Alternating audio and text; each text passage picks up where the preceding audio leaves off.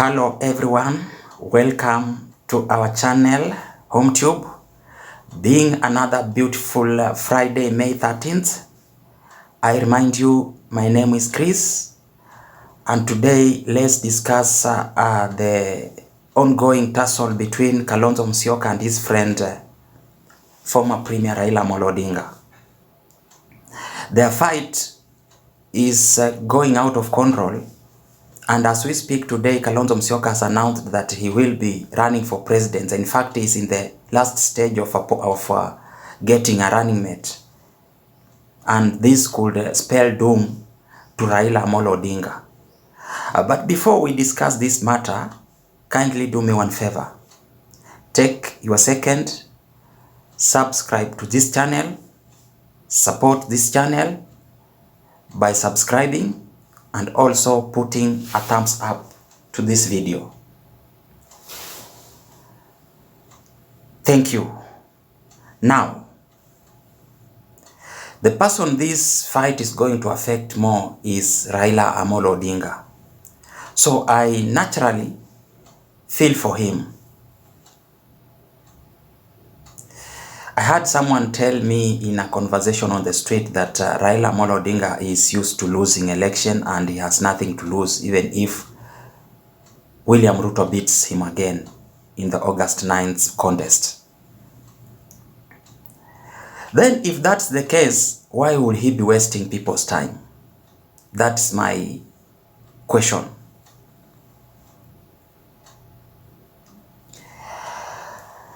Raila Amolo Odinga, who is the Azimio flag bearer, should not entertain Kalonzo Musyoka for a long time. Why am I saying so?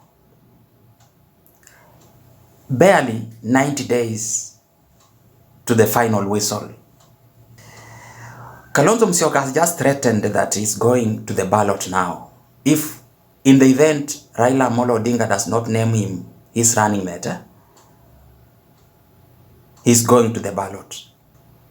In fact, through Makueni MP Dan Manzo, Kalonzo has clarified that, has announced that they are already in the process of getting a running mate in place for Kalonzo Musyoka.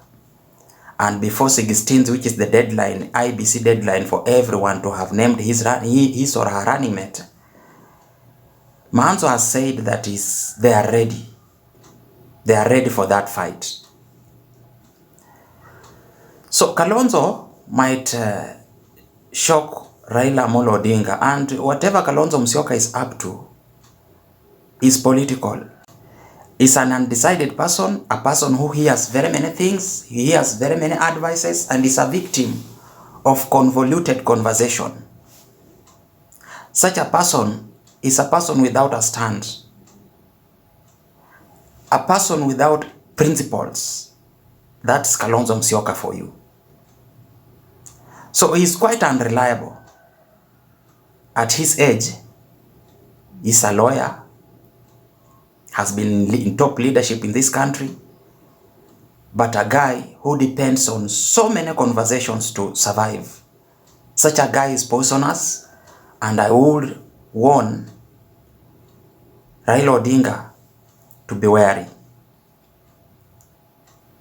Kalonzo Musyoka might waste him. Kalonzo Musyoka might be headed to where his friends are. We all know where his friends are. Whom he was with in Oka, now defunct body, Oka. And he's a friend to Moses Wetangula. So the night conversation they could be holding every day, who knows? Only Safaricom perhaps. So this is a guy who can collapse Azimio if Raila Odinga is not going to ignore this guy as fast as he could. Kalonzo Musyoka is not his own. Kalonzo Musyoka is also being pushed by certain powerful forces, maybe even in government, which Uhuru Kenyatta does not know, who are funding and fueling his rebellious character. He's not alone. There is a group of persons behind Kalonzo Musyoka who are advising him to do what he's planning to do. against Azimio. So this, the faster Raila Odinga notices and takes actions, the better.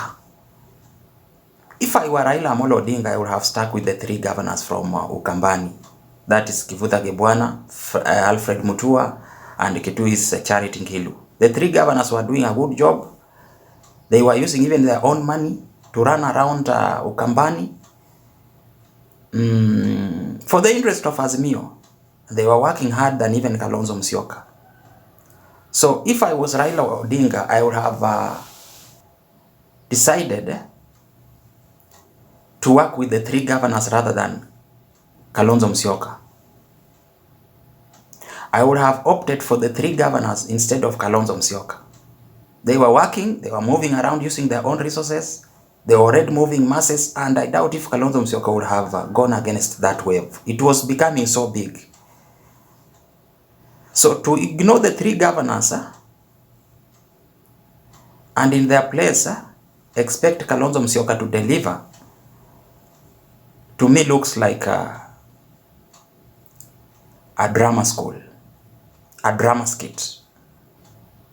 It's not reality, unless we want to live in the vacuum.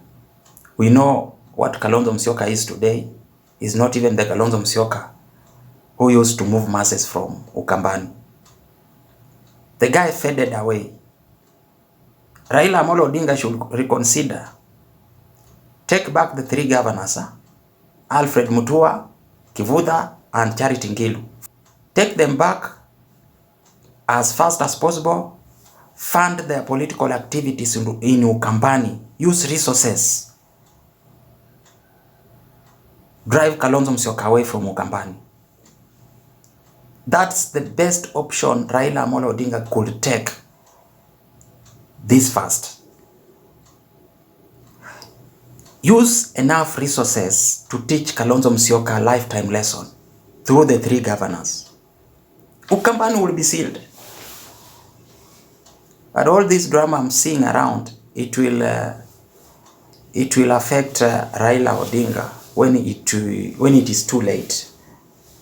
He will notice these effects when it's too late to rectify, to correct, or to salvage the situation. I'm arguing this way because this is a method Raila applied in Western. That without ANC, Raila went through other small parties or other small people. That without ANC, Raila managed to go through other persons there like Oparanya, and in Bungoma we have, in Trans Nzoia we have Eugene Wamalwa. They came up with even DAP party, which is giving ANC a run for their money. In fact, it has driven ANC out of Western completely. So if Raila decided to use such outfits to remain popular, relevant in Western, why couldn't he apply the same in Ukambani? Today, Kalonzo Musyoka will be crying.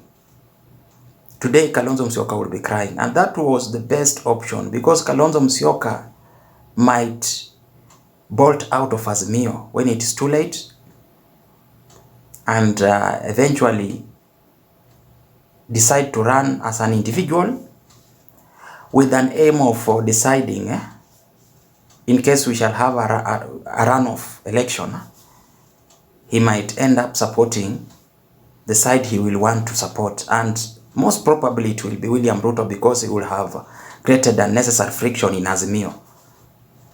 So he will probably end up with the William Ruto and decide the runoff, in case we will have one, which we might have, of course, because up to now nobody surpasses 50+ mark as required in the constitution.